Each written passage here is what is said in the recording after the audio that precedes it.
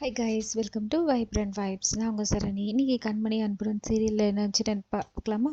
நேற்று இவங்க ரெண்டு பேரும் சண்டை போட்டுப்பாங்களா. இதில் 2 பேரும் முட்டிகிட்டே இருப்பாங்க, 2 பேரும் கோவமாகவும் இருப்பாங்க. இங்கே எல்லோரும் ஃபேமிலியாக உட்காந்து பேசிட்டு இருக்கும்போது கரெக்டாக இளமதி அவனை கூட்டிட்டு வருவா. கூட்டிட்டு வந்தவொடனே 2 பேரும் பார்த்தவொடனே ஒருத்தவங்க மறைச்சிப்பாங்க. கண்மணிக்கும் ஒன்றும் புரியாது, இவளுக்கும் ஒன்றும் புரியாது. ஏன் இவனும் 2 பேருமே முறைச்சிக்கிறாங்கன்னு சொல்லிட்டு 2 பேருமே பயங்கரம் முறைச்சிப்பாங்க. அப்புறம் 2 பேரையும் தனித்தனியாக கூட்டிட்டு போயிட்டு கேட்கும்போது தான் தெரியும் இவங்க 2 பேருக்குள்ளே தான் சண்டைன்னு சொல்லிட்டு.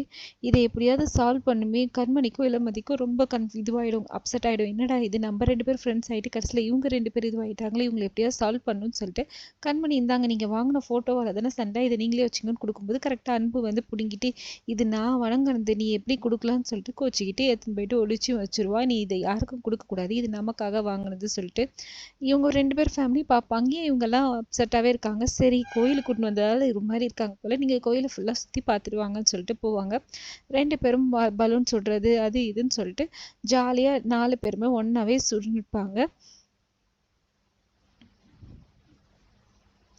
இப்படியே இன்னைக்கு ஃபுல்லாகவே இவங்க திருவிழா கடை ஒரு கடையாக இது பண்ணுவாங்க.